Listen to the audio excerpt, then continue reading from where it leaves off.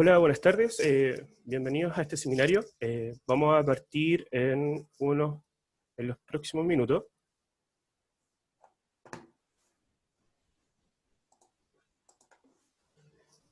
Partimos en 2 minutos más, así que por mientras mantengan su micrófono y su cámara apagada. Como reglas generales, el seminario tienen que hacer todas las preguntas a través del chat, así que nos vemos en unos 2 minutitos.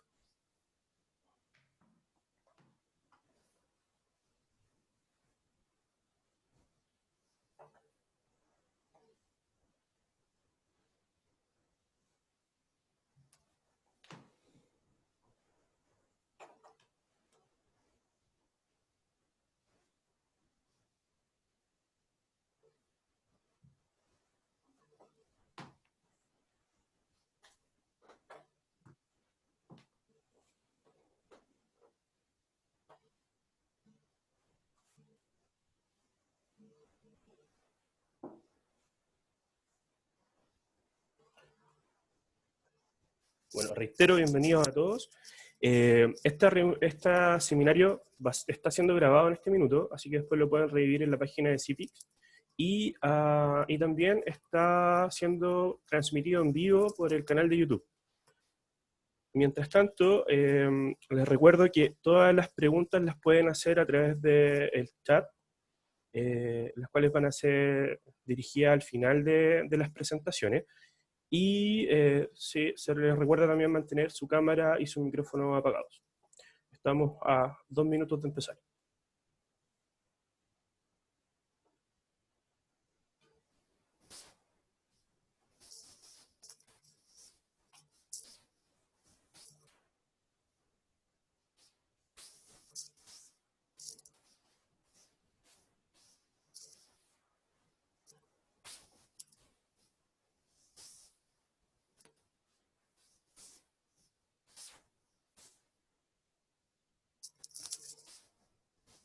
Bien. Quiero dar la bienvenida a todos ustedes. Rodrigo, ¿te encuentras por ahí?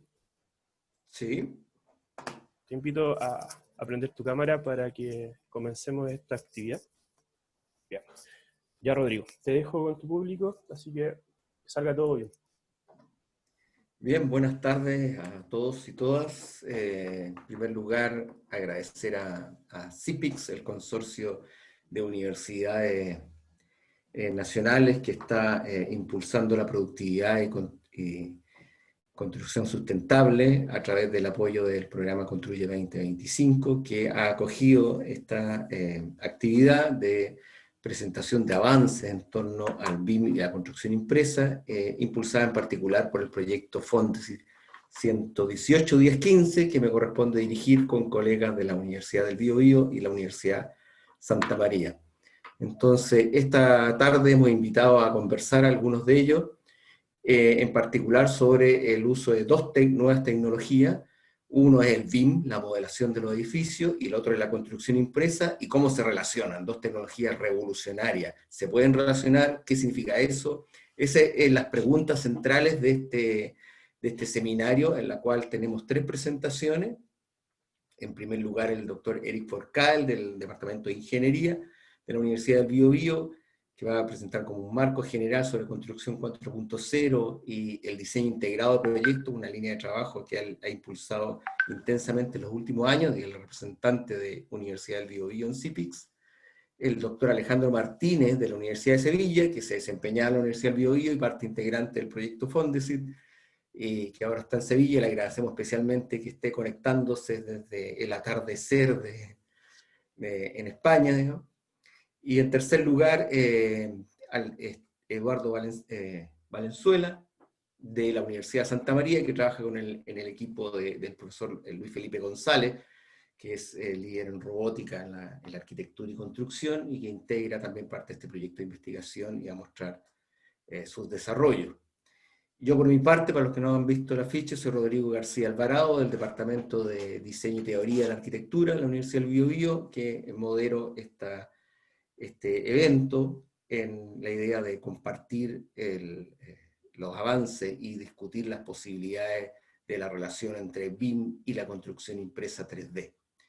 Entonces, el formato vamos a ver las 3 presentaciones de los 3 invitados consecutivamente, y después vamos a ir recogiendo las preguntas y opiniones que se planteen a través del chat para poder sostener e incentivar el debate en torno al tema que nos convoca hoy día.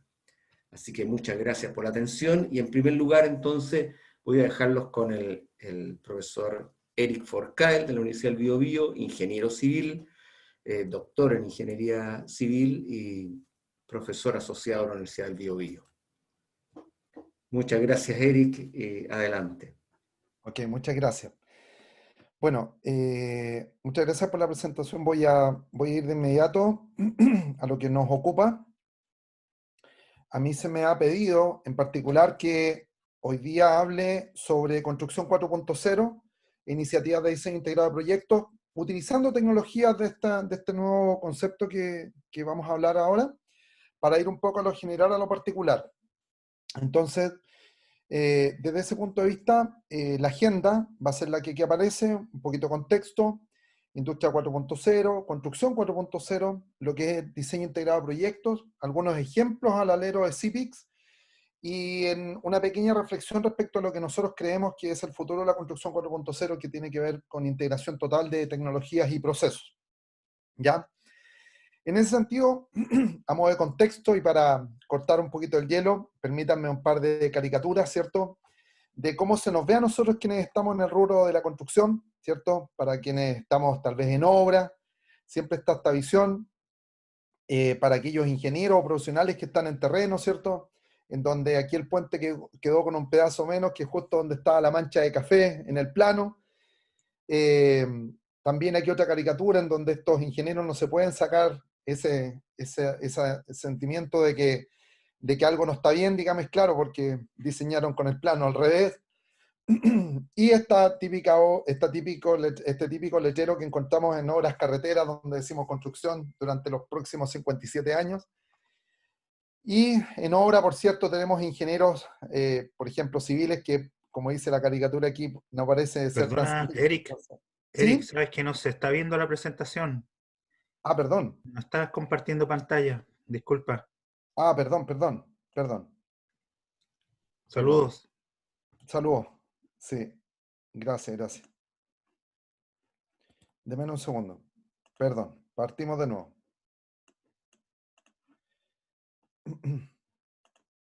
Ok. La dejé compartiendo en antes y ahora no. Ya. Perdón, ahora sí. Decíamos entonces de que... ahí sí se está viendo, ¿sí? Perfecto. Ahora sí, súper. Decíamos entonces de que esta iba a ser la agenda, ¿cierto? Y yo quería un poco contarles les presentaba algunas caricaturas que ahora sí se ven, ¿cierto? De cómo se nos ve en la construcción. Algunas obras, este plano, ¿cierto? Este puente que quedó con un trozo menos porque quedó una mancha de café en el plano, o este puente que quedó tal vez diseñado al revés porque los ingenieros estos que no se pueden sacar este sentimiento de que algo no está bien. Este típico letrero de construcción durante los próximos 57 años, ¿cierto? O esta visión del ingeniero civil, que parece, según la caricatura, no ser tan civil.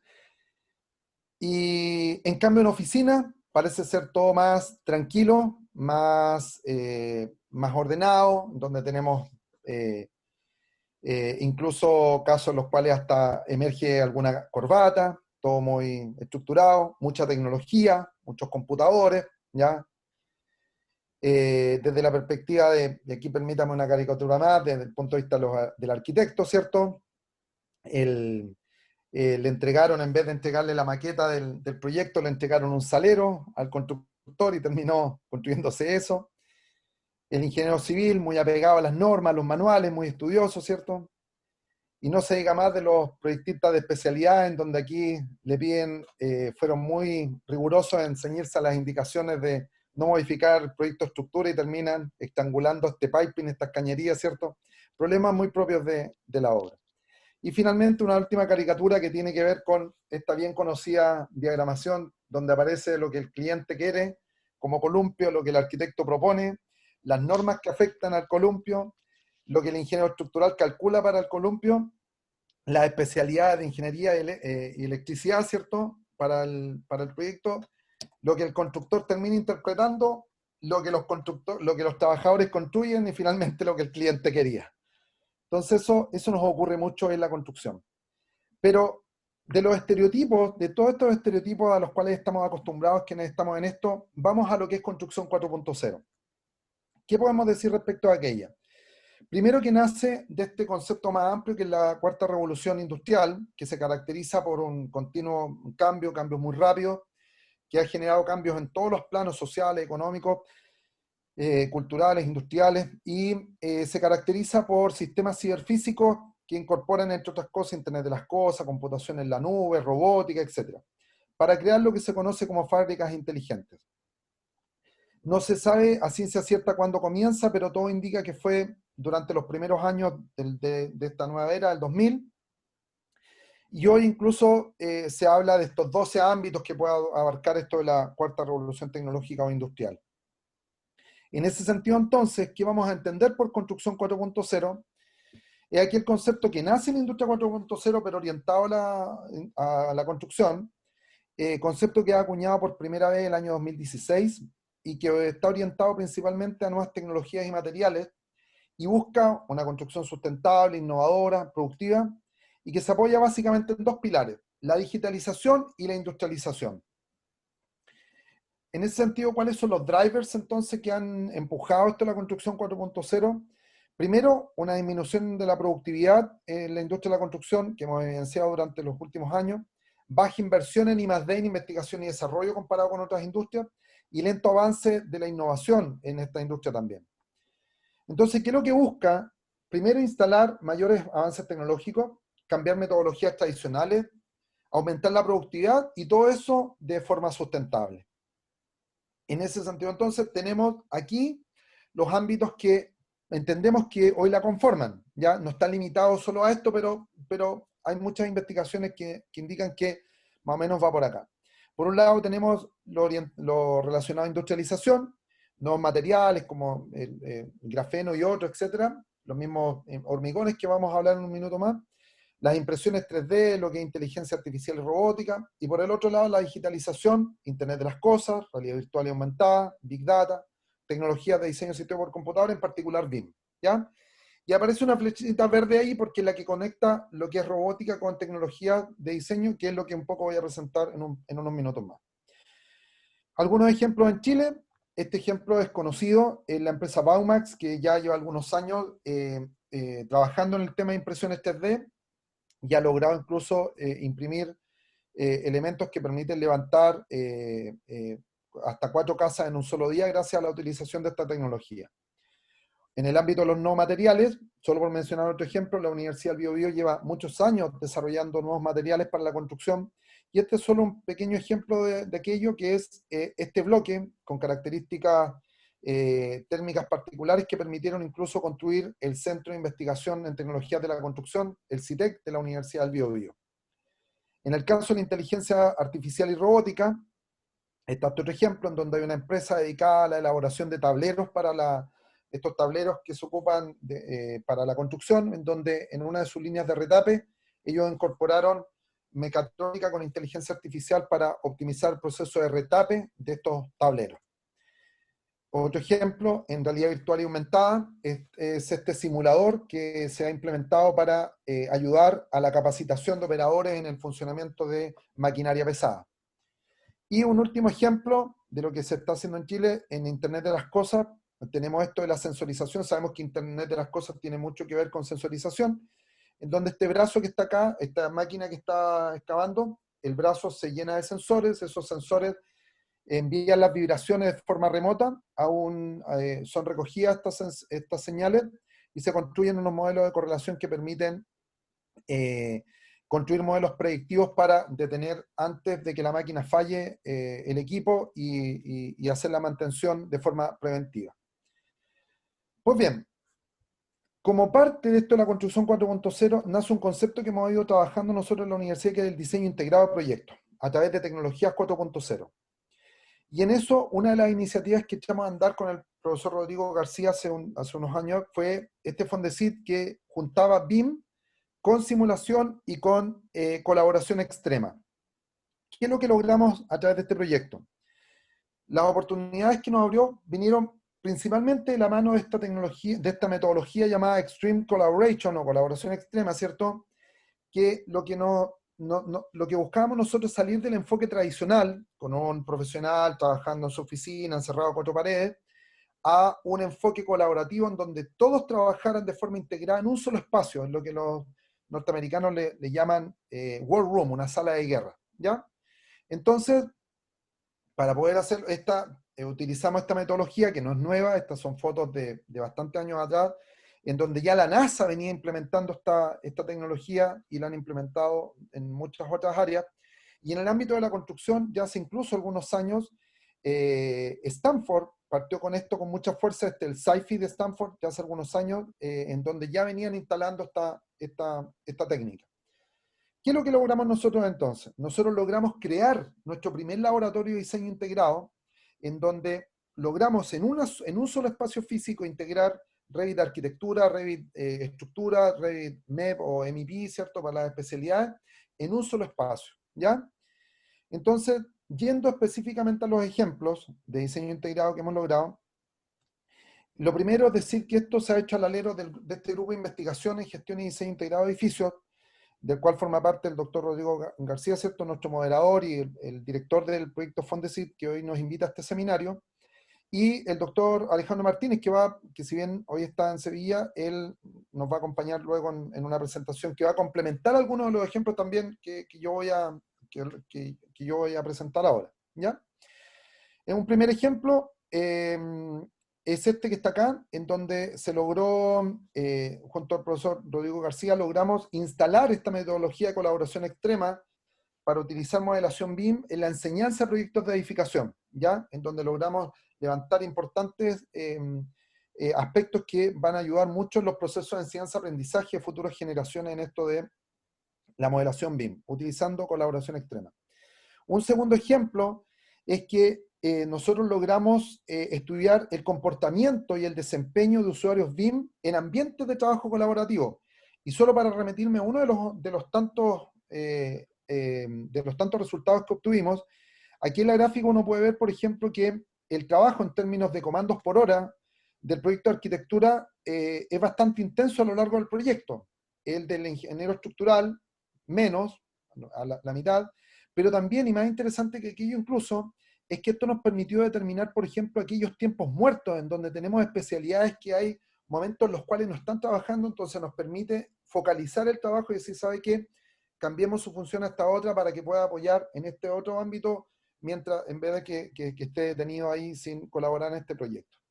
Bueno, para finalizar entonces, una reflexión respecto al futuro cercano en la construcción, lo que nosotros hemos entendido como integración total, un concepto que nos gusta mucho con el profesor Rodrigo García, siempre lo estamos comentando, ¿cierto? Y en ese sentido, comentar de que en la Universidad del Biobío se está construyendo este laboratorio llamado PEP, que es un laboratorio de prototipado de soluciones constructivas que está al alero de CIPIX. CIPIX es el Centro Interdisciplinario para la Productividad y la Construcción Sustentable, un proyecto apoyado por Corfo, que involucra una serie de universidades a lo largo del país, en las cuales está la Universidad Católica del Norte, la Pontificia Universidad Católica de Chile, la Universidad de Talca, nosotros, Universidad del Biobío, la Universidad de Magallanes, entre otras, ¿ya? Universidad Santa María también, que nos acompaña Eduardo, etc. ¿Ya? Esta es una pequeña planta, un layout, van a ser 1.600 metros cuadrados de laboratorio, con una serie de tecnologías que se están integrando ahí. Esto está un 60-70% del proceso ya el laboratorio construido, y ya tenemos como parte de ese laboratorio funcionando, por ejemplo, este brazo robótico que permite hacer impresiones 3D. Y es lo que hemos estado haciendo en este último tiempo, en donde hemos ido prototipando distintas geometrías, hemos ido imprimiendo, ¿cierto? Y la idea es que, además de ese laboratorio, además de este robot, este laboratorio PEP integre también este laboratorio de diseño integrado que les mencionaba hace un minuto atrás, de manera tal de que podamos lograr esta integración BIM, impresión 3D. ¿Y qué es lo que hemos hecho hasta este minuto en ese sentido?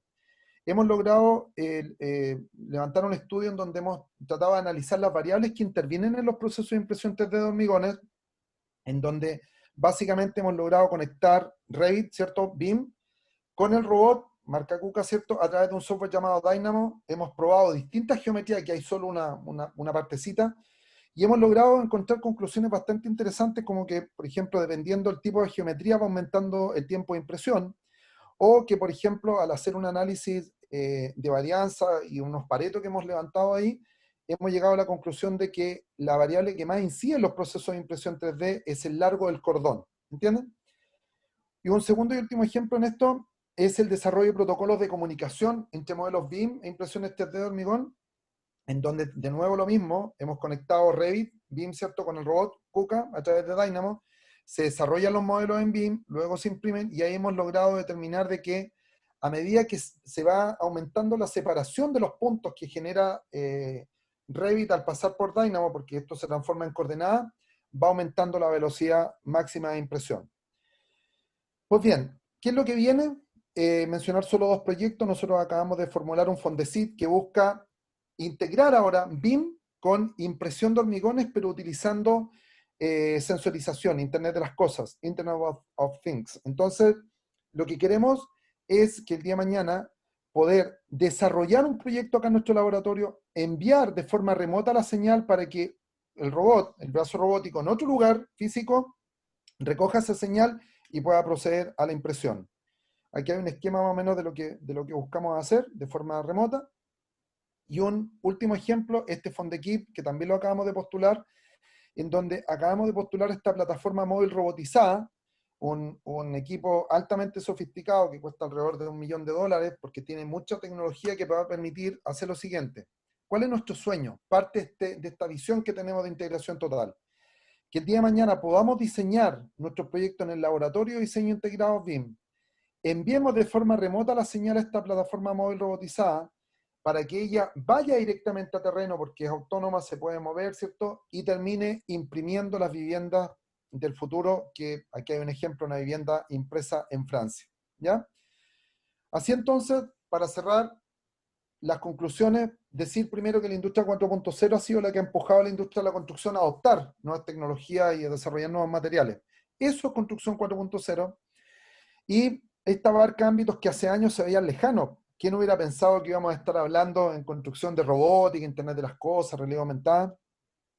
Y en ese sentido, hoy Chile busca posicionarse a la vanguardia de Latinoamérica en productividad de construcción sustentable a través de programas tales como el Construye 2025, el programa CIPIX, o iniciativas como este seminario, en donde les podemos brevemente contar lo que estamos, y para aquello Construcción 4.0 es el camino. Finalmente, entonces, a través de iniciativas concretas, tales como proyectos modelados. Mire, los invito a soñar con nosotros. Proyectos modelados y simulados a través de algunas de las herramientas que hemos presentado acá. Se van a traducir el día de mañana, ya lo estamos logrando, en códigos de programa que, cargados en robots, permitirán construir la infraestructura del mañana. Así que básicamente eso era lo que quería contarles en esta muy breve presentación, para introducir a mis colegas, ¿cierto?, que van a seguir presentando ejemplos tan interesantes como los que yo he mencionado acá. Así que eso básicamente. Muchas gracias. Muchas gracias, Eric, por la visión entregada, que abre un panorama, sin lugar a dudas, bastante estimulante y diverso en este inicio de las nuevas tecnologías en la construcción. Y vamos a continuar con la presentación de Alejandro Martínez, ingeniero en informática, ingeniero en edificación y doctor de la Universidad de Sevilla, con quien trabajó con nosotros en la Universidad del Biobío en Concepción un par de años, y ahora ha retornado a Sevilla, pero seguimos vinculados en varios proyectos y trabajos conjuntos. Muchas gracias, especialmente Alejandro, por conectarte a estas horas de la noche, ya ahí en Sevilla, y con bastante calor de verano, para poder compartir estas experiencias con nosotros. Muchas gracias, Alejandro. Adelante. No, muchas gracias a ti, Rodrigo. Sí, ha hecho un poquito de calor hoy. Creo que hemos llegado a los 40 grados. Bueno, antes de comenzar, dar las gracias por la presentación. Voy a ver si esto lo puedo poner ahora. ahora creo que estoy. Antes de empezar, una anécdota, que es que había una de las imágenes que ha mostrado Eric, que era la de las caricaturas, y justo la última era el expresidente de España, la caricatura que presentaba. Y me ha hecho gracia porque son cosas que pasan cuando estás fuera y no conoces a la persona, y se ve que era algo de broma que habían hecho sobre él. Bueno, hoy vengo a presentar un trabajo que ha sido el trabajo, como ven abajo en la referencia de la publicación que se hizo sobre él, que era de bastante gente y de distintas especialidades. Es un trabajo que hemos publicado al principio de este año, y que afortunadamente, pues, en este tipo de trabajo, en la investigación, pues uno se rodea de gente que es bastante más inteligente que él y que le ayuda a desarrollar cosas, trabajos interdisciplinares, investigaciones interdisciplinares que son súper potentes. En este caso, nosotros partíamos de algo que habíamos observado en la literatura, y era que cuando se habla de construcción impresa siempre se habla del diseño de forma libre y de que esto va a llevar a que la arquitectura se haga con otras formas distintas, que quizá por el tema de los moldajes, de la necesidad de utilizar moldajes para el hormigón, no se podía utilizar. Y no se podían hacer tan fácilmente porque serían moldajes únicos para cada trozo de la construcción. Y entonces leímos que los muros curvos, aparte de darle otra expresividad a la arquitectura, podían tener más resistencia estructural, al menos por estabilidad al volcamiento. Eso tenía algunas desventajas que siempre hay que tener en cuenta, y es que nos va a complicar bastante el armado con acero, que es algo que sigue siendo un reto en la construcción impresa, y ya algunos autores lo están abordando con una solución para imprimir la enferradura también, de manera que se imprime, digamos, soldada y se va formando poco a poco. Aparte de eso, luego, una vez construido el edificio, nos va a presentar problemas lógicos relacionados con que el mobiliario normalmente no está hecho para encajar en muros curvos, y entonces las paredes empiezan a no ser tan superficie de apoyo como actualmente. Esta hipótesis inicial nos llevó a que uno de los coautores, que además creo que nos acompaña, Euro, estudiara esta mayor estabilidad estructural de los muros curvos sobre los muros rectos, relacionado con las fuerzas de volcamiento. Entonces, aquí en la parte de arriba tenemos un estudio de la forma, de la geometría de esos muros curvos y del muro recto. En la parte central tenemos un estudio de los parámetros que influyen en la fuerza de volcamiento y en concreto para calcular la fuerza de volcamiento límite. Y abajo tenemos una tabla en la que se presenta el momento de vuelco, el momento de estabilización y una ecuación utilizando los dos términos anteriores para ver cuál es la fuerza límite de vuelco, de manera que sea la fuerza máxima que es capaz de resistir el muro según los parámetros geométricos que tiene. En concreto, de todos estos términos que aparecen aquí, son importantes el B sub C, que sería el espesor del muro curvo, el B sub S, que sería el espesor del muro recto, y la FCI, FCO y FS, que son las fuerzas máximas de las fuerzas límites de volcamiento. Vamos a ver qué son los parámetros que se intentan determinar en la siguiente parte del estudio. Un primer acercamiento fue el de la gráfica de la izquierda, que nos dice que la relación que existe entre la fuerza máxima, la fuerza límite de volcamiento de un muro curvo, cuando le aplicas esa fuerza por el exterior de la curva o cuando se la aplicas por el interior de la curva, nos dice que la fuerza límite cuando le empujas por el exterior, lógicamente, y como cabía esperar, es mayor que la fuerza por el interior. De manera que en el estudio lo que tomamos como el caso más extremo y que es el caso a estudiar es el de la fuerza cuando la aplicamos por el interior del muro. Sería el caso más desfavorable. Entonces, utilizando las ecuaciones que aparecen arriba a la derecha, que la primera simplemente dice que la longitud del muro recto sea la misma que la longitud proyectada del muro curvo, de manera que los dos tengan la misma capacidad de cerramiento. La segunda es el volumen del muro recto, la tercera es el volumen del muro curvo, y la cuarta es el resultado de igualar las dos anteriores utilizando también el término de la ecuación primera. Esa ecuación nos lleva a determinar lo que dice la gráfica del medio, que es que la relación entre la fuerza límite de volcamiento por el interior, cuando lo aplicamos por el interior, con respecto a la fuerza límite de volcamiento cuando el muro es recto, para un volumen similar, es varias veces mayor y además va aumentando conforme aumenta la longitud del muro. De manera que algo que no era tan evidente es que cuando aplicamos esa fuerza al muro curvo, da igual que la estemos aplicando por dentro o por fuera, siempre va a ser mayor la fuerza que resiste que la del muro recto. En la última gráfica, que corresponde a la ecuación 5, lo que hacemos es igualar la fuerza que resiste un muro recto y la fuerza límite que resiste un muro curvo por el interior, y entonces vemos cómo evoluciona o cómo va cambiando según la longitud del muro el espesor que podemos darle al muro recto, al muro curvo. Entonces vemos que ese espesor va disminuyendo conforme aumenta la longitud del muro para cualquiera de los ángulos que se estudian, de los ángulos de curvatura que se estudian.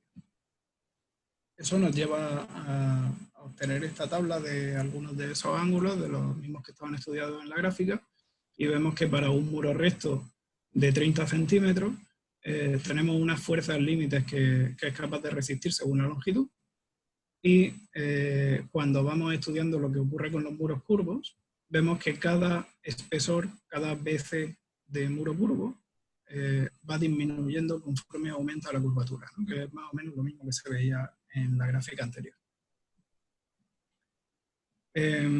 Basándonos en estas ecuaciones, se diseñó una programación paramétrica en Dynamo, y aquí es donde se quiere mostrar el potencial de BIM y de su entorno de programación paramétrica, que en concreto para Revit, que era el programa que utilizábamos de Dynamo. En otros programas se utiliza Grasshopper, pero nosotros en concreto utilizamos este. Y montamos una programación en la que teníamos unos datos de entrada que se ven a la izquierda arriba, un bloque que calculaba todos los parámetros que íbamos a necesitar para construir esos muros, un bloque de creación de curvas y un bloque que generaba el muro sobre esa curva. Aparte, abajo vemos que había otro bloque que era el selector del tipo de muro, porque nosotros habíamos creado varios tipos de muros según fuera el espesor que tuviera. Pero una cosa curiosa, y es que a mí en concreto, que como ha dicho Rodrigo, soy informático, me cuesta mucho programar en estos entornos. No lo veo algo que se ha hecho para que sea muy intuitivo para gente que no es experta. Para mí se hace muy complicado y me limita mucho, porque tengo que poner muchos bloques para hacer una cosa que yo haría en una línea de código. Y aparte hubo una cosa que no conseguí hacer, y era que... Perdón, oigo a alguien hablando por ahí. Hubo una cosa que no conseguía hacer, y era que había que hacer unos bucles anidados, que se llaman en programación, para poder hacer una generación masiva de soluciones de cerramiento, que es lo que vamos a ver a continuación. Y para eso necesitábamos utilizar un bloque que te permite programar en código Python, y que básicamente, para no complicarnos, hacía lo siguiente: obtenía unos datos de entrada, que eran los que le habíamos dado, y sacaba unos datos de salida, que son los que se ven en la imagen anterior al final del bloque de Python. ¿Vale? Entonces simplemente recibe la entrada y va iterando por las alternativas que tienen que generar, calcula los ángulos y las tangentes de cada arco y los va diseñando, va sacando los datos que necesita para construir cada arco, que sería el punto inicial, el punto final y la tangente. Y esos datos luego le son transferidos al bloque de generación de curvas, que lo utiliza para generar los arcos y finalmente se generan los muros sobre ellos. Visto esto, el caso de estudio que se intentaba abordar como ejemplo era un caso de una parcela en la ciudad de Concepción y se establecía que, por ejemplo, el diseñador, y para que se vea la utilidad de esto, el diseñador establecía que quería hacer un cerramiento de un concesionario de autos y que ese cerramiento tenía que ser más o menos un rectángulo de 40 por 20 metros y que tenían que intentar generarle posibles soluciones y estudiarlas para ver cuáles eran más eficientes. Entonces se hizo una generación masiva aplicando ese algoritmo. Vemos que aquí no se ve hasta el horizonte. En esta imagen es de una generación anterior que era más pequeña. Pero en concreto para este estudio, si no recuerdo mal, se generaron 1.600 o 2.500 soluciones, no recuerdo bien. Una vez que están generadas por los parámetros de BIM y que se le otorgan a cada uno de esos muros, se pudo hacer un estudio de costos teniendo en cuenta en esta fórmula, en el primer término, la parte que corresponde a la maquinaria y a la mano de obra, que están relacionadas con el tiempo que se tarda en imprimir, y un segundo término que está relacionado con el consumo de materiales, que simplemente multiplica el volumen de cada tramo de muro por el costo, ¿no? Y lo suma. Entonces vemos en la gráfica que claramente el volumen, el costo está directamente relacionado con el volumen y no tanto con la velocidad, con el tiempo que se tarda.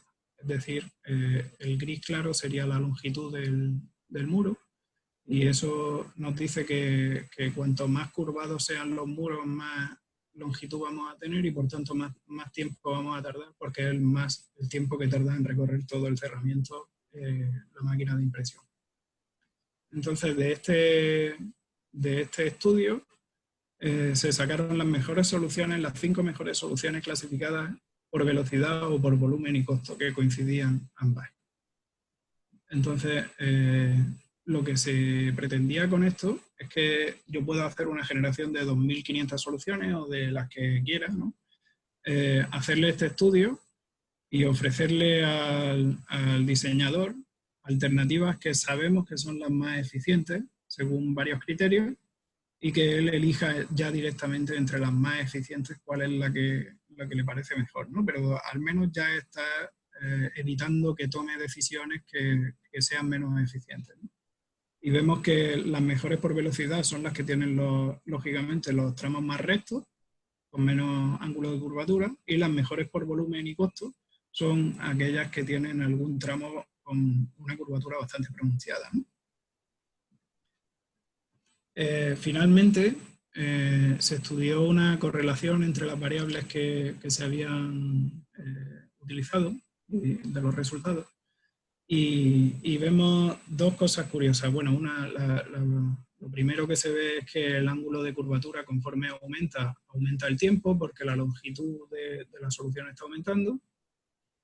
Vemos que el número de secciones no tiene relación aparente con ninguna de las variables de salida, que son el tiempo, el volumen y el costo.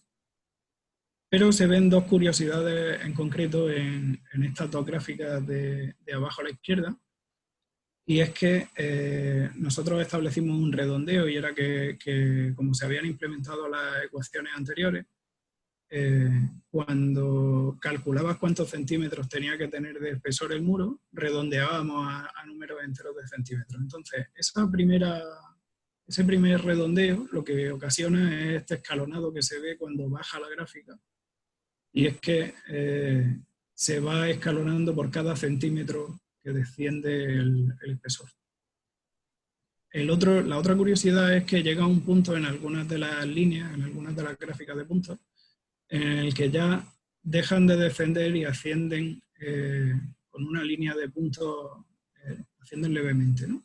Eso ocurre porque vimos que el estudio teórico que se había hecho de las fuerzas dejaba de funcionar tan bien en comparativa con un pequeño análisis que se hizo de elementos finitos, dejaba de funcionar también cuando la curvatura aumentaba mucho. Entonces lo que hicimos fue establecer un límite de que no se podía bajar a menos de 7 centímetros de espesor de muro, cosa que también concordaba más o menos con lo que es viable hoy en día con construcción impresa. Tampoco podemos imprimir un muro de 1 centímetro,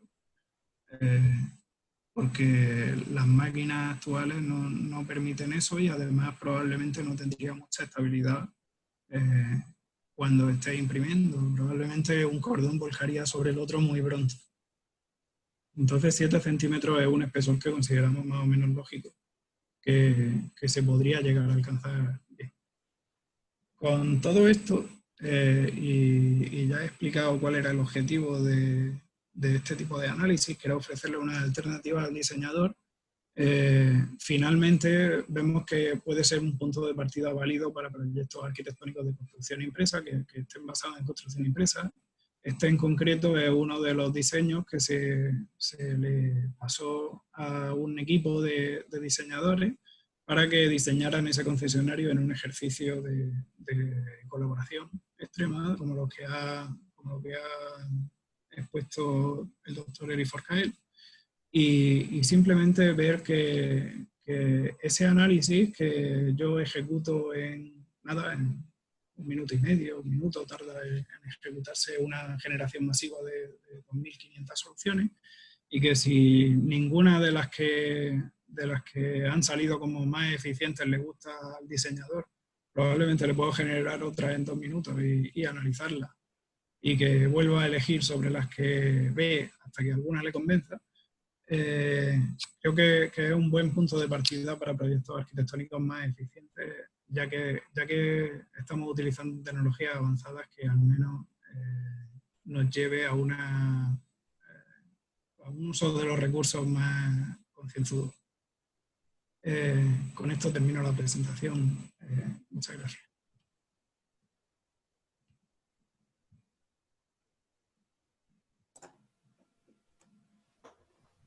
Bien, muchas gracias, Alejandro.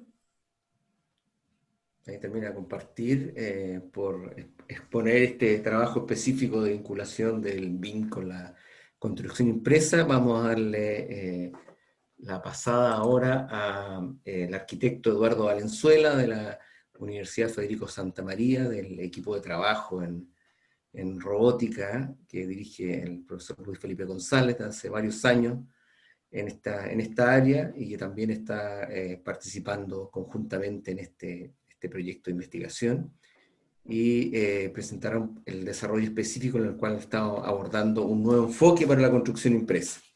Entonces, adelante Eduardo, muchas gracias por conectarte esta tarde. Ok, gracias Rodrigo. ¿Se escucha bien? ¿Sí? ¿Se me puede confirmar, Nicolás? Sí, se escucha bien. Perfecto. Sí, dale no. Solo un poquito, recordarles que esta presentación está siendo grabada y que también estamos en el canal de YouTube. En el caso de que tenga alguien problemas con la señal, se puede acercar a revisarlo ahí. Ya. Bueno, como decía Rodrigo, acá voy a presentar el desarrollo experimental de un sistema multirobot para construcción impresa, que es parte de este proyecto FONDESIP que se mencionaba al principio. Bueno, yo soy docente e investigador de la Universidad Santa María, en particular de esta área de robots en arquitectura, del Departamento de Arquitectura. Bueno, para poner en contexto este desarrollo, es interesante que conozcamos un poco cuáles son los sistemas de construcción impresa. Y ahí en particular y a modo general, se pueden distinguir 4 clases de sistemas de construcción impresa según su estructura mecánica y su volumen de impresión, ¿ya? Que son los que tenemos acá en pantalla, o sea, cartesiano, cilíndrico, articulado o paralelo. Respecto a sistemas cartesianos, básicamente lo fundamental es que se presenta un pórtico, ¿cierto? Y aquí los eslabones de la cadena cinemática de este mecanismo, lo que plantea es que tiene uniones prismáticas, translacionales en los ejes X y Z del sistema cartesiano, y de ahí su nombre. Ejemplos como este countercrafting, que sale en pantalla, y también tenemos este D-Shape, que es un modelo patentado por Enrico Dini, que tiene la particularidad de que, a diferencia del anterior, no es un sistema de extrusión para morteros, por ejemplo, sino que ocupa una inyección de un aglutinante para mezclar arena con un elemento de magnesio y buscar una textura similar a las piedras del fondo marino. Bastante interesante ese proyecto. Respecto al sistema cilíndrico, aquí la particularidad es que tenemos un brazo giratorio en voladizo, ¿ya? Hay un eje central y vertical rotatorio que permite que este brazo empiece a girar, y también hay uniones prismáticas que permiten ahí una traslación para que se pueda desplazar en este eje y realizar esta impresión. Aquí el volumen de la impresión adopta la forma de un cilindro, ¿ya? Y puede ser un cilindro completo o incompleto en función de si este sistema puede dar vuelta en 360 grados o no. Y por general lo convencional acá, y al igual que en el caso anterior, es que la herramienta, la boquilla de extrusión, tiene 3 grados de libertad en cuanto a su desplazamiento, y generalmente tiene una orientación fija, como lo que vemos acá. Bien. Los sistemas articulados, también otra de las categorías que me gustaría aquí plantear es tiene o destaca por tener un brazo robótico, ¿cierto? Con un sistema de alimentación para mortero y también una boquilla de extrusión, donde por lo general encontramos que tiene la capacidad de tener 3 grados de libertad en cuanto al desplazamiento, y también 3 grados para la orientación de esta herramienta. Y aquí estos dispositivos que son los RC3DP y el RD3DP de Site Construction. Sí, tienen que apagar el micrófono. Eso. Que tiene la particularidad en este caso, el modelo de la izquierda, de ser un modelo móvil, ¿ya? Y el de la derecha es un modelo estático. Y aquí vemos un poco cómo se desarrolla la impresión. ¿Bien? Esto es más de lo conocido, ¿cierto? Más tradicional. Y también tenemos sistemas paralelos, también conocidos como sistemas delta, donde tiene la particularidad de ocupar 3 brazos concurrentes, o 3 sistemas de cable a tensión concurrentes, donde el volumen de impresión en este caso es algo similar a el hemisferio inferior de una esfera, o algo así como un paraguas invertido, y también donde la boquilla en este caso tiene 3 grados de libertad de traslación, ¿cierto? Y tienden, en lo convencional, a tener una orientación fija respecto a la herramienta que realiza la extrusión del material. Bien. Y ahora lo que nos convoca, ¿cierto? Sistemas multirobot de construcción impresa. Como el nombre lo indica, y aplicando los criterios de las categorías que vimos anteriormente, aquí la diferencia es que hay varios robots ejecutando la faena de impresión, ¿ya? Para construcción en particular, que lo estamos viendo. Este caso es uno del Instituto de Arquitectura Avanzada de la Universidad de Cataluña, que utiliza 3 robots distintos, con 3 funciones distintas, y plantea una colaboración entre ellos para la ejecución de la impresión. Por un lado tiene el de la izquierda, que es un robot para el desarrollo de las fundaciones en este sistema impreso. Después hay un robot que realiza las terminaciones en los muros, que empieza a construir, ¿cierto?, en vertical con esta sucesión de hiladas o filamentos de mortero. Y también implementa un robot que tiene la capacidad de escalar la superficie y realizar terminaciones o refuerzos estructurales, ¿ya? Este proyecto conocido como Mini Builders. También destaca este proyecto, que es de la Universidad Tecnológica de Nanyang, en Singapur. Y si vemos acá en el video, lo que plantean ellos es la utilización de 2 brazos manipuladores, y tienen la posibilidad de colaborar entre ellos, ¿ya?, en la ejecución de esta impresión. Y también tiene una plataforma móvil. Y ahí vemos cómo se están desplazando y tienen la posibilidad de aproximarse al área de impresión. Destacar en este caso que es un prototipo inicial de esta investigación, de este paper, y no tiene la posibilidad de desplazarse en obra, ¿cierto? O sea, esas plataformas no tendrían la capacidad de llegar al recinto donde se se va a ejecutar y va a estar hecha la impresión en una obra. Y aquí lo importante de todo este viaje por los distintos tipos de impresoras, de sistemas de impresión robotizados, dice relación con que ninguno de estos ejemplos, referencias que hemos visto, tiene la capacidad de sortear enfierradura o armaduras preinstaladas en elementos de construcción. ¿Bien? Digamos, el sistema cartesiano, la viga superior o de pórtico colisionaría con una armadura preinstalada, lo mismo con el sistema paralelo o delta. También el brazo manipulado podría tener problemas para hacer el contorno de una columna o un muro ya de hormigón armado. Pero sí, todos estos proyectos tienen el objetivo en común de realizar hiladas continuas y tratar de evitar costuras, ¿ya? Interrupciones en la deposición de los filamentos de mortero. Cosa que en este caso en particular que estamos viendo acá no sucede, ¿cierto? Tiene una serie de costuras y ambos robots estuvieron imprimiendo en áreas distintas y se genera una costura importante ahí al centro, ¿cierto? Que puede provocar debilidades estructurales. ¿Bien? Nuestro desarrollo, ya, esto es importante acá, se aboca al desarrollo y la evaluación de sistemas cooperativos multirobot para construcción impresa, ¿cierto? Que sean eficientes desde el punto de vista de la topología de impresión 3D de recinto y componentes constructivos. Y nuestro objetivo, en particular en esta investigación, en este proceso, dice relación con ajustar la velocidad de posición de las capas, ya alumbrarle tiempo de mejora de adherencia y menor aplastamiento entre filamentos, y también aprovechar o orientar las boquillas de extrusión en 3 grados de libertad para sortear las armaduras, también evitar que tenga colisiones con enfierraduras, ¿cierto? Sacar el mejor provecho de su forma o facilitar la salida del mortero.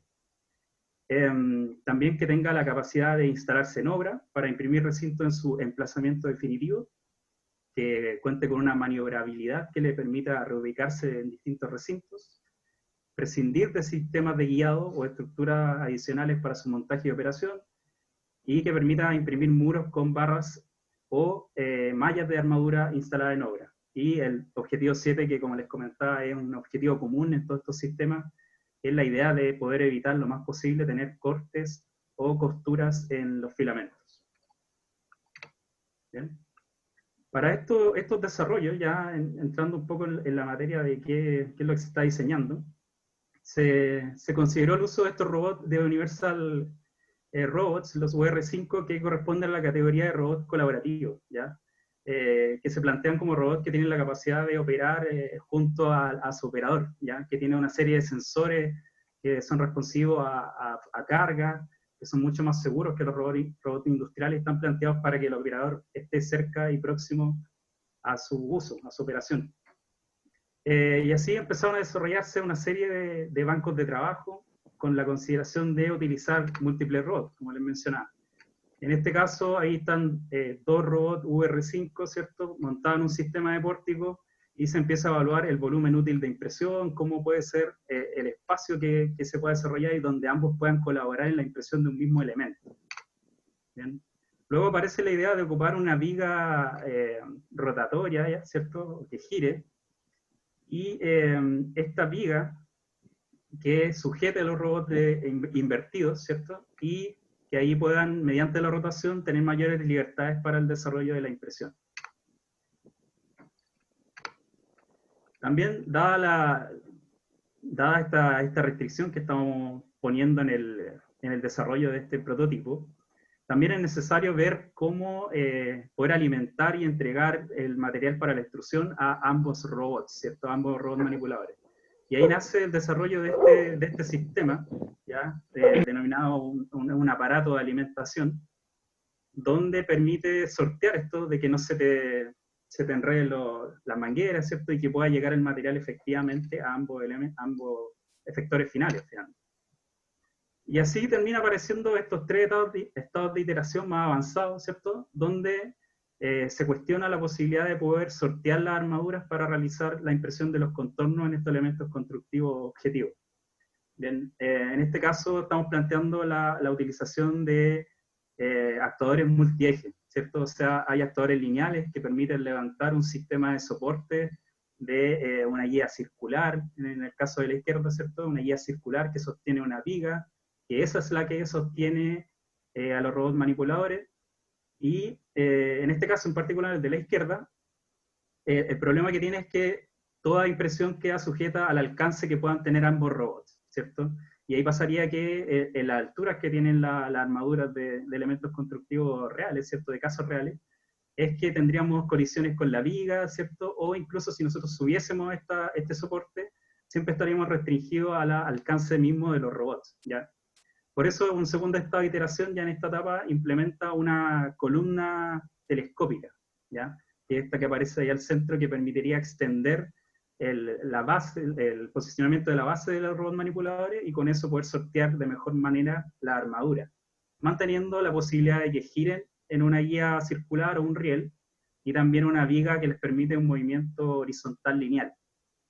Bien, un tercer estado de iteración en este desarrollo, en este diseño, plantea luego que se posicionen directamente sobre la guía circular y que por ahí tengan un sistema de rotación y manteniendo el alcance que les da las columnas telescópicas.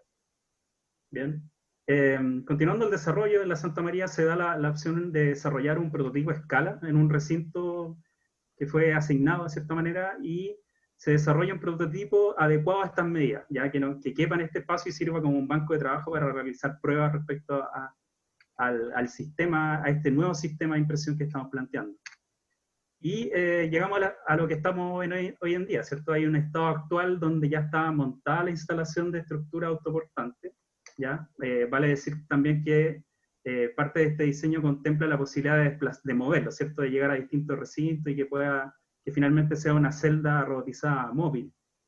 Y acá está instalada la estructura autoportante de esta celda, con 2 robots colaborativos que ya están ahí a disposición, y esto constituye uno de los bancos preliminares de ensayo, y tenemos ahí también la bomba de mortero que nos permitió, hasta pre-pandemia, empezar a probar ahí con el efector final para sujetar las mangueras que reciben el material para la extrusión, y ver cómo va el tema de la carga y el movimiento con estos robots colaborativos, ¿cierto?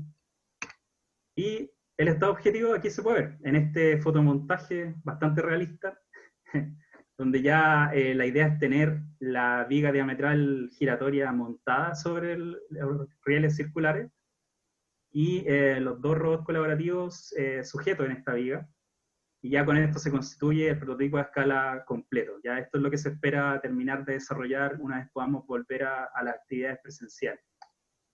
Mientras tanto, se continúa con el desarrollo en términos de simulación, ¿bien?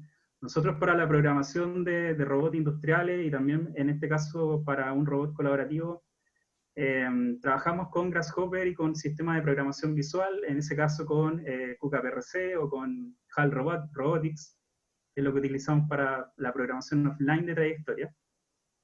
Pero en este caso en particular como un mecanismo nuevo, y tiene un requerimiento bien particular, que es el uso de ejes auxiliares, ¿bien? Y por eso hubo una aproximación a este otro software que se llama RoboDK, que tiene harta documentación y tiene un buen soporte para el uso de eje auxiliar, y también está pensado para líneas de producción con varios robots, ¿cierto? Líneas de montaje, y por eso era un poco más adecuado para este desarrollo. Y aquí se empieza a constituir, darle play acá, la réplica de este mecanismo, ya echarlo a andar, ¿cierto? Tenemos la viga ahí giratoria, y tenemos el control de todos estos parámetros para hacer funcionar este mecanismo en su conjunto, ¿cierto? Y que las trayectorias que desarrolla cada robot independiente sean consideradas en el proceso de impresión, y mediante programación, aquí más adelante voy a ejecutar,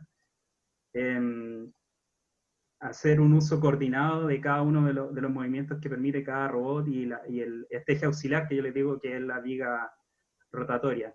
Partimos con la premisa de que esta viga gire a velocidad constante, ya eso también es una restricción que estamos al menos considerando en esta etapa. Y estas simulaciones implican la réplica del mecanismo, ya en este software RoboDK, y como les digo, este software, aparte de la programación offline de las trayectorias y la simulación, por supuesto nos permite sacar esta información en un G-code y llevarlo a ejecución, una vez que el prototipo a escala esté realizado. Entonces estas simulaciones ya tienen un uso, van a tener un uso real, ¿cierto? Un uso práctico para ser utilizado en el prototipo. Y por supuesto tenemos simulaciones iniciales de la cinemática de este prototipo de celda robótica móvil con los 2 robots colaborativos orbitales. ¿Bien? Acá hay un video donde se ven algunas de las pruebas iniciales. Como pueden ver, cada robot VR5 está desarrollando una trayectoria en particular, ¿cierto? Tiene una especie de faena en la construcción de un perfil. Y luego la rotación a velocidad constante que propone la viga permite que se desarrollen trayectorias helicoidales dobles, ¿cierto? Los 2 robots están participando activamente en la construcción de un mismo elemento constructivo, de un mismo contorno. ¿Bien? Así que es hilada tras hilada, en trayectorias helicoidales que se van superponiendo. Y básicamente nos queda algo así. También se empieza a probar, ¿cierto? Cambiando las trayectorias de los robots, lo que nos permite desarrollar distintos tipos de sólidos de revolución, básicamente. Y esto nace particularmente por la consideración y las restricciones que nos propone la viga rotatoria a velocidad constante. ¿Bien? Y nos permitiría desarrollar este tipo de impresiones. También se plantea la posibilidad de desarrollar elementos que no correspondan al tipo sólido de revolución. Y ahí partimos con una aproximación geométrica al desarrollo de las trayectorias. Y esto nos permite desarrollar geometrías como esta, donde también descubrimos, y en el fondo se pudo poner en práctica y revisar ahí, qué pasaba con la idea de desarrollar, por ejemplo, un tubo con sección cuadrada, que es lo que se intentó hacer acá. Entonces, nos damos cuenta y queda comprobado de cierta manera empíricamente con la simulación, que son necesarias establecer parámetros para que el desarrollo de estas trayectorias sea con velocidades variables. ¿Ya? Hay tramos donde los robots tienen que moverse con velocidades variables para alcanzar los puntos de la ejecución del perfil cuadrado y después continuar hacia arriba, ¿cierto? Y esto llama una simulación más llevada a uno de los objetivos principales de este proyecto de investigación y desarrollo, que es poder realizar el contorno de un elemento constructivo con la armadura preinstalada, ¿cierto? Poder bordear la encerradura y que no hayan colisiones con ella. Y eso es lo que nos permite, y una de las grandes virtudes que tiene este nuevo sistema de impresión. Bien.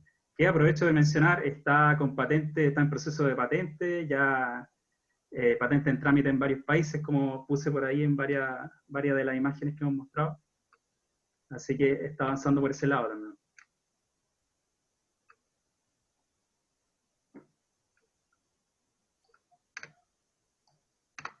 Ya.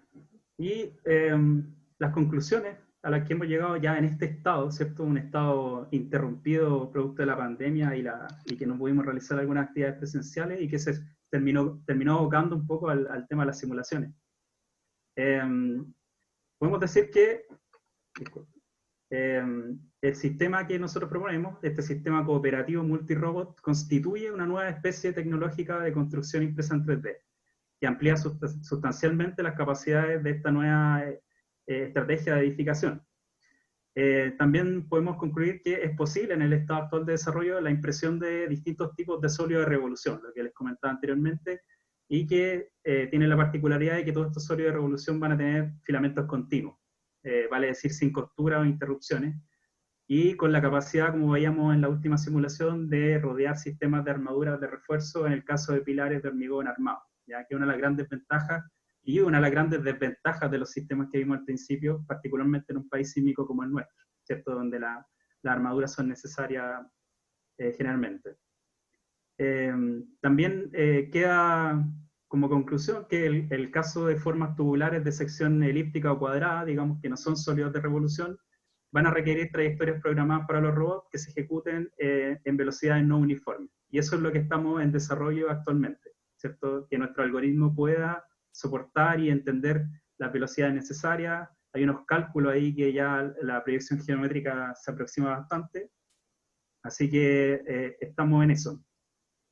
Y también importante como conclusión general, digamos que la configuración propuesta puede tener implicancia revolucionaria en la construcción al proveer un equipamiento modular y variable que se puede instalar en obra para ejecutar edificación en una fracción del tiempo, una reducción sustancial de materiales, personal y gestión en comparación a la construcción tradicional. Ahí con esto concluyo mi presentación.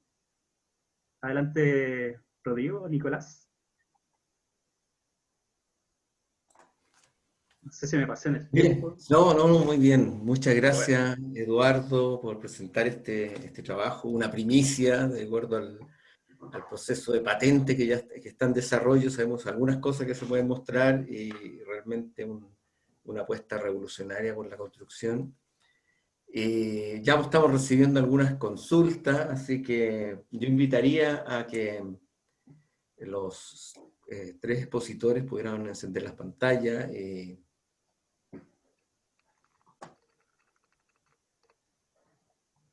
Y saltan preguntas controversiales. ¿Ah? El tener esta visión de futuro en la construcción indudablemente estimula varios cuestionamientos, digamos, de la integración, y ya vemos preguntas que van en estos dos puntos, ¿no? Sobre la integración con las capacidades estructurales o sísmicas, que es una demanda severa en el país, y la relación con el empleo de la construcción. Quisiera invitar para recuperar la secuencia a Eric, si puede aportar también en estos dos cuestionamientos que saltan de inmediato. En primer lugar, la integración con armadura, ¿no? del hormigón. Incluso preguntan qué tipo de hormigón se están utilizando, y la relación con el empleo. Con el empleo en en la construcción, es uno de los grandes utilizadores de mano de obra, y la automatización que hemos visto aquí, que es pasar desde el diseño del proyecto a la construcción con modelos digitales y con maquinaria automatizada, evidentemente suscita ese cuestionamiento. Así que, si Eric, puedes complementarme, nos vamos invitando a que a través del chat hagan otras preguntas y comentarios que podamos dirigir a los diferentes participantes. Bueno, primero, junto con saludar a quienes están participando nuevamente, aquí hay dos problemas, uno técnico y el otro tiene que ver con otro aspecto, pero voy a partir por el técnico. El tema de la enferradura para nosotros significa un problema mayúsculo, porque cuando uno ve las experiencias internacionales y ve lo que están haciendo en países como Alemania o Suiza, que han hecho bastante en esto, sobre todo en robótica o robótica para la construcción, para ser más específico, o incluso los videos que uno encuentra disponibles de investigación en donde han logrado imprimir incluso casas enteras, no abordan el tema de la armadura. Nosotros, siendo uno de los países más sísmicos del mundo, tenemos ese desafío porque no podemos prescindir de la armadura. Entonces, es ahí que nosotros estamos preocupados por aquello, y un poco lo que mencionaba Eduardo, esto de poder hacer esta integración. No es técnica ni tecnológicamente tan fácil, porque el ideal sería justamente ver la posibilidad de que se vaya haciendo un trabajo coordinado, de manera tal, porque hoy existen robots que imprimen, que, entre comillas, bordan armadura, van construyendo los cordones. Entonces, el paso que viene sería ver cómo integrar el movimiento de este brazo robótico que va tejiendo la armadura con el otro que va imprimiendo. Eso no es tan sencillo, nosotros lo hemos visto, yo los ejemplos que presentaba, también Eduardo hablaba un poco de aquello, la programación ya solo para generar estos cordones helicoidales ya tiene su complejidad, entonces hacerlos que además trabajen con otro equipo que va a tener que ir a una velocidad distinta, porque el cordón de enfierradura no va a la misma velocidad que el cordón de hormigón, es uno de los temas complejos. Entonces, ese es un gap que tenemos que acortar, pero no tenemos forma de sacarle el quite, porque a menos que sea, porque por muy baja que sea la cuantía de hormigón, solo para trabajar para los efectos de retracción, vamos a tener que pensar en armar elementos de hormigón, o sea, elementos impresos con algún tipo de enferradura. Estamos en eso. Y respecto al tema de la mano de obra, Rodrigo, un asunto interesante. Nosotros estábamos formulando un proyecto que justamente incorporaba el tema de los cobots, que mencionaba Eduardo, estos robots colaborativos, que a diferencia de los robots que presentaba yo al principio, y Eduardo también se refirió a ellos al final, al de los robots colaborativos, es que como los robots colaborativos están llenos de sensores, permiten justamente hacer un trabajo más bien mancomunado, porque hay algunos aspectos dentro del proceso, y lo vimos incluso en uno de los videos que mostró Eduardo, que necesariamente requieren la participación de la mano de obra. Voy a mencionar solo uno, que no es tan, que uno de varios de los problemas técnicos. Cuando se va produciendo el proceso de impresión hay que ir dejando ciertos recesos, por ejemplo, para colocar las cajas para las derivaciones eléctricas. Hay que dejar recesos, por ejemplo, para los vanos de puertas y ventanas. Entonces, en esos momentos hay que ir haciendo ciertas pausas en el proceso, y una persona, un trabajador, podría cumplir un rol fundamental justamente preparando o cambiando la boquilla o haciendo alguna, o sea, se requiere siempre la participación. Y un último ejemplo respecto a este trabajo mancomunado es lo que hemos visto en el tema de la prefabricación, porque aquí este seminario está más bien orientado a impresión, pero en el tema de prefabricación y montaje con robots, la participación el trabajo con estos cobots también es importante, porque lo que hace el cobot, además, como tiene más fuerza y tiene la capacidad de hacer actividades repetitivas durante mucho tiempo sin, entre comillas, reclamar, todas estas tareas rutinarias las puede ir haciendo el robot, o el levantamiento de elementos. Nosotros estuvimos viendo, y con esto cierro, unos ejemplos de montaje de elementos prefabricados, de muros con Metalcon, por ejemplo, en donde el brazo robótico levantaba el elemento y la persona iba haciendo las uniones, por ejemplo. Entonces, yo veo que, si me preguntan respecto al tema de la mano de obra, eliminar el tema del mito que va a venir a reemplazar totalmente la mano de obra, yo sigo pensando que la cosa se va a ir inclinando más hacia estos cobots, robots colaborativos, en donde van a trabajar mancomunadamente ambos, en un binomio hombre-robot. Es un poco la apuesta que yo creo que viene. Eso.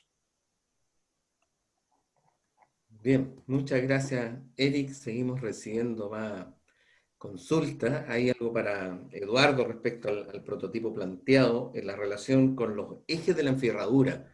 ¿Ah? Cómo se van combinando los ejes de desplazamiento. Ahí entiendo que hay diferentes estrategias planteadas también. Y se mostró solo una del prototipo. No sé si puede explicar un poco más al respecto, cómo ir combinándolos con los diferentes ejes de la enferradura. Claro, sí. O sea, el prototipo no está diseñado para imprimir columnas simplemente, ¿cierto? O sea, partimos con una aproximación a estos sólidos de revolución, luego estamos viendo cómo resolver instancias que no sean de eso, y la idea es terminar imprimiendo un muro, ¿cierto? Y como decíamos al principio, esta es una celda móvil. Ya la idea es que van a haber movimientos de la celda completa para darle continuidad a la impresión en distintas instancias de la obra. Y todo el desarrollo que se está haciendo en cuanto a la programación de este mecanismo está orientada a poder sortear la enferradura en distintas circunstancias. Ya, por tanto, no solamente depender de la rotación a velocidad constante para sortear una columna, sino que vamos a pasar por que no sea velocidad constante, que tenga detenciones, que permitan, por ejemplo, hacer un muro, ¿cierto? Hacia allá está orientado el desarrollo de este mecanismo. Así que son consideraciones que están en carpeta, de todas maneras. Bien, gracias. Sigo invitando más comentarios, pero hay una pregunta que creo que podría Alejandro atenderla más, que tiene que ver la relación con las instalaciones y la programación en Dynamo, que sé que tú has trabajado algo de eso. La modulación con el Dynamo no queda espacio para dejar los espacios para los instaladores. No entiendo muy bien esa parte de la pregunta de Daniel. Yo, en relación a lo que estaba contando Eric, sí que veo que sí que es verdad que el tema de la mano de obra es clave aquí, que se está poniendo en cuestionamientos y cómo va a afectar a la economía y todo.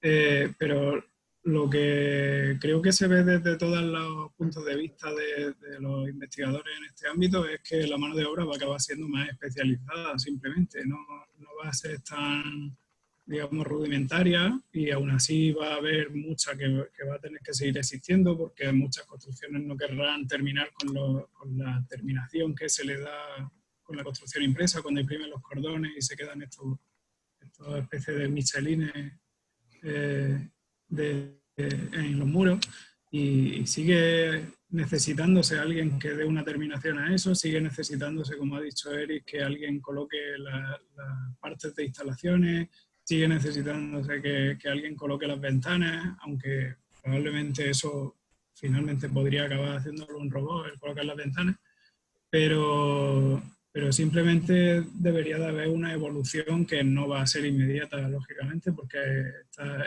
tecnología todavía está verdísima, desde el punto de vista de que se estén ejecutando mucha cantidad de proyectos en el mundo, y que la mayoría de los que se ven son más o menos prototipos, no son construcciones que se vayan a utilizar. Entonces sigue habiendo un espacio ahí para que haya muchísima necesidad de mano de obra todavía. Con respecto a eso de la modelación del Dynamo, no deja espacio para los instaladores. No sé si lo estoy entendiendo bien, pero en BIM sí que hay una forma de dejar espacio para los instaladores. Quiero decir, cuando coloca una máquina o algún elemento de las instalaciones, sí que tiene un espacio de operación que está pensado no solo para el instalador, sino también para el mantenedor de esa instalación. No puedes colocar una máquina que luego, en un sitio que luego no deje espacio a que nadie le haga el mantenimiento a la máquina, y evidentemente tampoco que no deje espacio para alguien que se tiene que colocar ahí durante la construcción, o que tiene que entrar en ese espacio. No sé si Daniel se refiere, me refiero a que tenemos generar propuestas de modelado, pero esto está considerando las instalaciones para evitar romper o dejarlas superpuestas. Debería de considerarlas. Quiero decir, el robot debería de dejar de imprimir donde va a ir. Esto es algo que tiene que cambiar de la construcción tradicional. La construcción tradicional se basa muchas veces en construir algo que luego hay que destruir para poder seguir colocando elementos del edificio. Nosotros construimos los muros y los construimos ya sabiendo que hay trozos que vamos a demoler para meter una caja de derivación de electricidad, y eso es algo que tiene que cambiar. La automatización te tiene que permitir hacer todo eso. Tú cuando le digas al robot, oye, imprímeme este muro, ese muro tiene unos espacios dedicados a instalaciones, y el robot tiene que saber en qué punto tiene que parar, porque hay alguien que tiene que colocar ahí esa parte de la instalación. Bien, sí. Ese es uno de los desafíos precisamente de BIM. Te quiero invitar, Alejandro, porque hay una pregunta también bastante relevante, incipiente, que es con respecto a los costos. Algo has revisado todo eso, y entonces, no sé, hay que estar preguntando si es comparativo entre una estructura prefabricada o impresa, qué tipo de acercamiento al tipo de costos.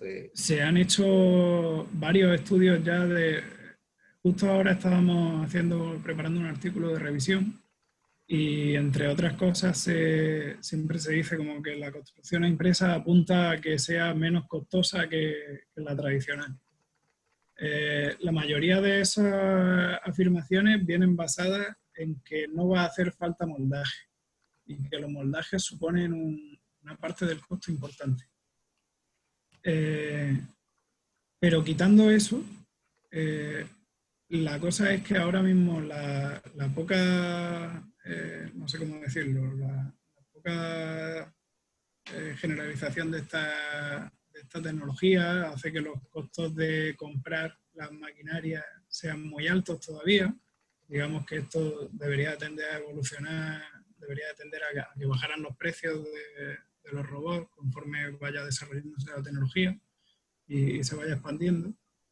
y ahora mismo hace que los costos no sean tanto mejores que los de la construcción tradicional, quitando, ya digo, el tema de los moldajes.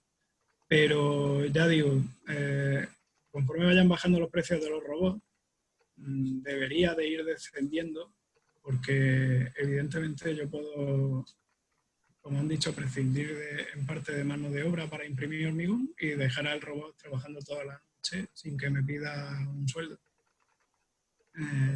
Entonces ahí tenemos un espacio de mejora del costo importante, ¿no? Bueno, gracias. No nos queda mucho más tiempo para debatir. Una última pregunta que devuelvo a Eric, porque en realidad es un desafío, es una pregunta sobre cuándo podríamos tener viviendas impresas en Chile energéticamente eficientes más encima.